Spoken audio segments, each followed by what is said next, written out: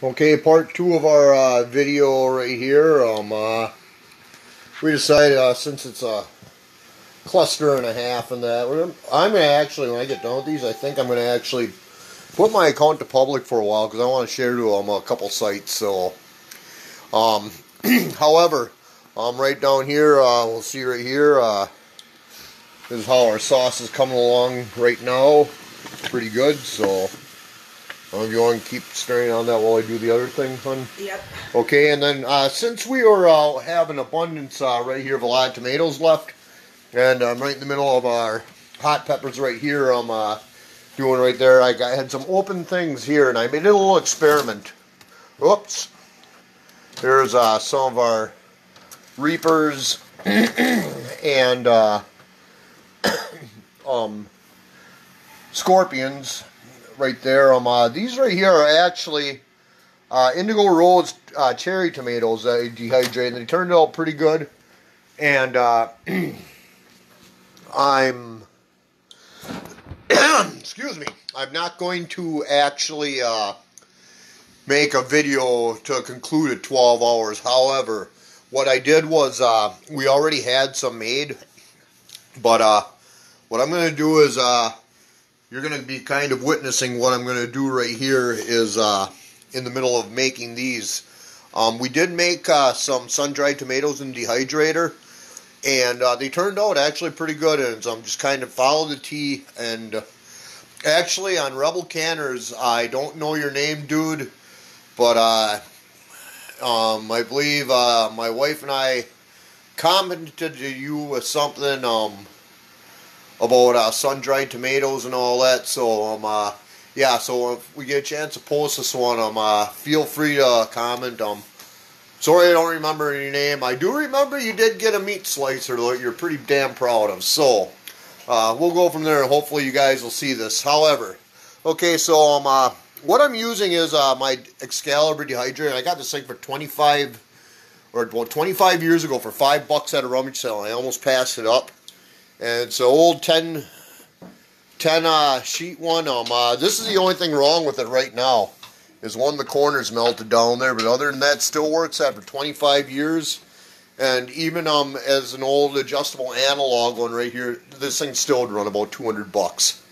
So anyway, what we did is we got our shells ready, and this time I'm going to do something a little different. So I gotta go interrupt my daughter in her very busy time over here. Well, camera girl. Okay. Yeah, so she's gonna have to come and watch there. Okay. And my beautiful mug over here. Aim right here. And anyway, we already salted the tomatoes in here, and what we have here is some fresh ground cinnamon.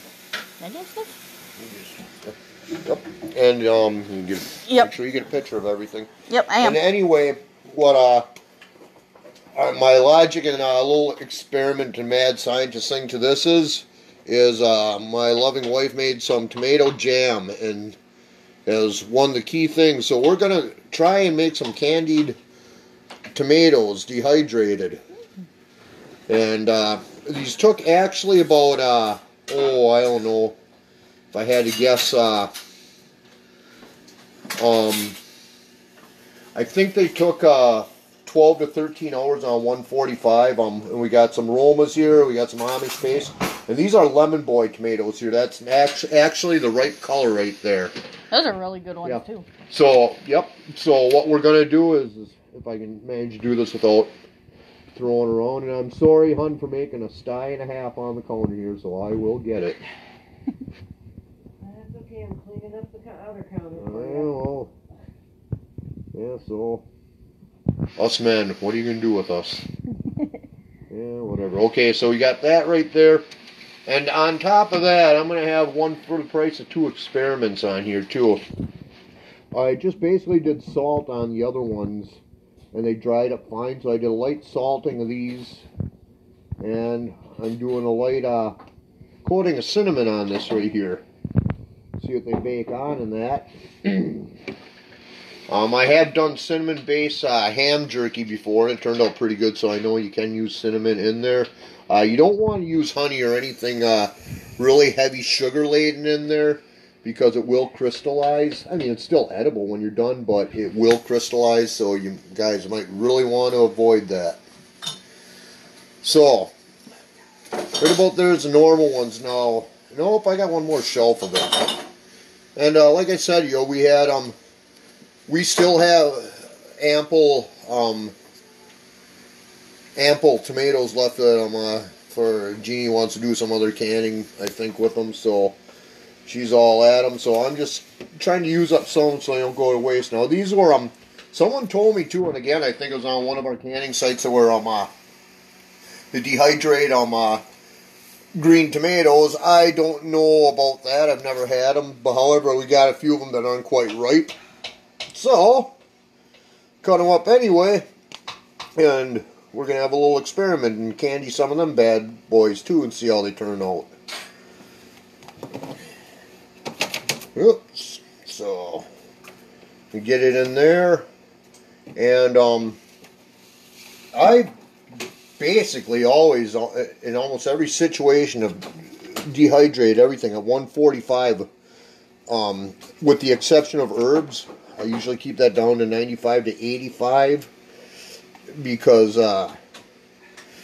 otherwise they dry out too fast. So, okay, so we got these done, and yeah, this is about the 8th load in the dehydrator, so this thing's going to be filthy as hell, so this will be getting a cleaning when it's done.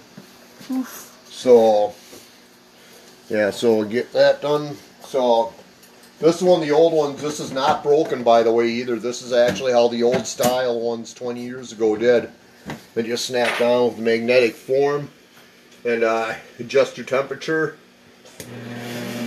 Pound right back on there. The peppers were already started in that. So, anyway, so what the cherry tomatoes, and all I did was really cut them in half and put them face up, and this is what they look like about 14 hours later.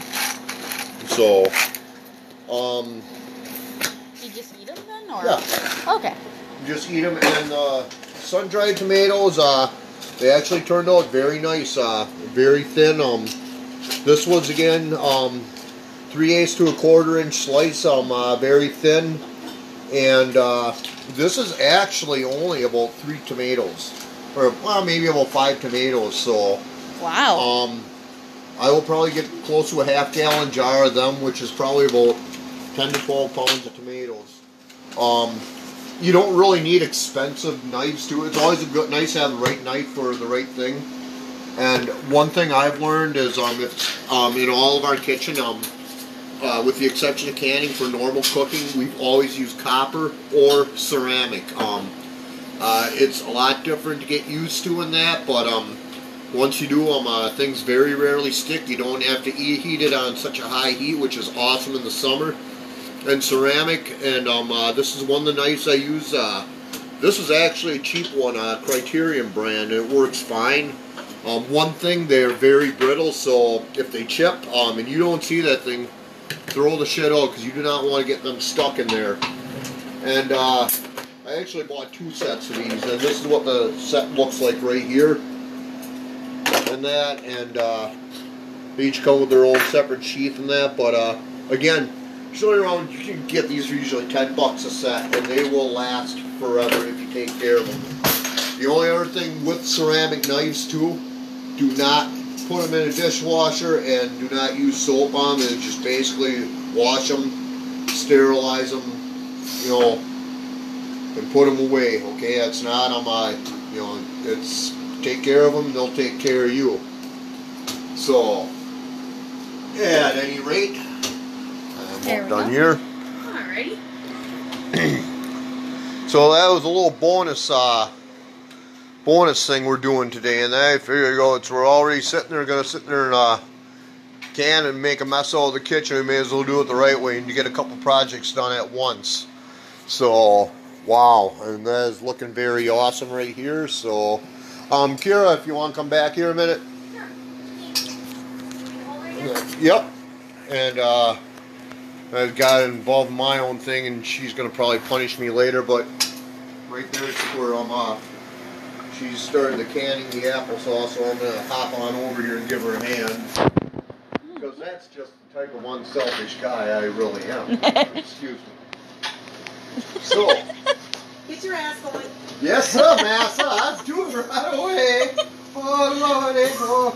Yeah, okay, I gotta confess, she does wear the pants, family, and as you can see right now in that, she just threatened me with bodily harm if I don't do her bidding. So, it's rough, it really is. But hey, someone's gotta do it. Ooh. Oh, look at that. Too much? Maybe not, I gotta get rid of some bubbles. Yeah, there we go. So it's over here. She's knifing away, and that, it's a nice knife for an evening thing, sort of. So she rubs it fine. Ooh, look at that. Yeah, sing, my pretty, sing. And get the lid on, and oh, by the way, too, these lids are the cheap Walmart ones, I believe. So and we've had very little failure. So why? Sterilize. You can hand it over and you can kind of get a thing right there. Right there is why we have had very little failure, okay? And these lids, when you can find them, even though people call me the dummy because I bought 2 cases of them at like $1.12 a dozen. And that was before I knew about the lid shortage, so, well, who's the dumb little monkey now, I guess? In the words of the infamous Jack Nicholson, canner extraordinaire. So, that's all good right there. Do what you want. I go, it's like, I'm always one for saving money, so if you're going to whine and piss and moan about ball lids are the shit and nothing else is, well, okay, well then spend your money, and hey, let me know how much you make an hour that you can afford $9 a dozen on eBay, because everybody knows so much better. Ball almighty is the greatest thing. These jars too, they're also Anchor Hocking.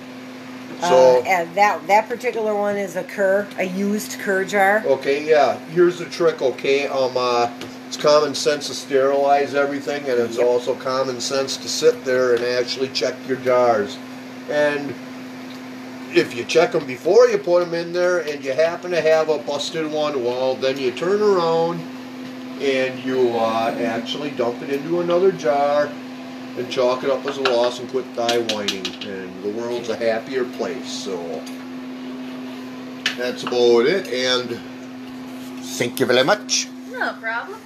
And right here we are about ready to get done. Oh, I put too much in there. This is the first batch right here. And again, these apples were 69 cents again at your local Meijer for a pound, so I'm figuring about $18 for actual bushel that we paid. So you can't go wrong at that. About 4 or 5 different ones in there, and put some cinnamon in, and I don't know what else she did, but guess what? I'll tell you what, we all took a taste sample, and it is awesome. So here we go, and we're gonna put up here and timer. And what are we? It's not boiling yet, so I'm gonna go with 20 minutes. Okay. You hit the 20 minutes in water bath can, and is that right there? And then you add on to it as needed. Nope. That's it. Okay. Done, because it will be boiling within the next 5 minutes. All right. Awesome. So that's about it right there, and. Again, we had that, so we're adding into this little video mini-series here, the sun-dried tomatoes, the candied ones, and again, this is right here, this is what we have left in tomatoes here. Our fridge is chock full yet, so we're going to be doing that, and we do have some of our hot peppers yet that are ripening slowly. These right here are actually the chocolate Trinidad scorpion peppers, which are a nice size, and we got a lot of them off there. When they get to this color, that's about when they're ripe. We do have one flat left of habaneros that are going good, And these right here, I got about 4 flats of the Carolina Reapers. They're starting to turn right here, and I'm going to probably lose a few. I mean, it is what it is. We had a frost. It wasn't much of a choice to do it. So, and then right here, the regular Trinidad Scorpions, which I think this is really cool as shit right here, is how the color schemes comes on some of these, and they'll actually turn, and some will actually be striped, you know, when they start getting ripe and that, ready to dehydrate and that. So yeah, it's something to look at. These were actually an awesome, pretty fun plant to grow this year too. We did these 3. Well, actually the 4. We did the habaneros, the chocolate scorpions, the regular scorpions, and the Carolina Reapers. And they're about $3 a plant at Fleet Farm, and they actually they produced we actually only had 2 Carolina Reaper plants, and they didn't do much all year. But boy, that last frost, we crammed 141 out of good peppers off of them, out of 2 plants, and that's what's left, and we still have all those that were dried right there. So I mean, so right there, that was a deal right there, because you know, they in the store they actually go for shit close to about $3 a piece for some good ones, and the average plant, from what I read, it gets about 15 to 45. So we peaked ours out at 75. I don't know, it's something with the weather, good plant or whatever. I tried them for seed and they failed, but the store-bought plants at Fleet Farm went fine. The chocolate Trinidad Scorpions were a little bit different. Those actually came in quite often. All through the year, if I had to estimate on 3 plants, we probably got about 200. Because that right there is our second half-gallon jar full dehydrated. There's probably about 80 or so in there at least. Thai Dragons, we did awesome on. This is what's left of them right here, and you can see they're starting to turn right there. Just give them a good couple shakes right here every time. And you know, what's left over here is our loofah gourds, and those right here, you can see what you do is after they're picked, you just let them dry out until nothing. And you know, I believe there's something else. This is the first year we've done them too, so we're again watching them. And then what happens? I peeled this one out just out of curiosity, and that's what it looks like coming right out in that. And those black things, just kind of keep hitting like this and shake the seeds right out. So very easy to save the seeds if you want for some heirloom variety. And that's about it for that round. So we will shoot back at you in an hour or 2 and try to conclude this little spur of the moment canning dehydrating thing we decided to do. So have a good one, and we'll see you on part 3.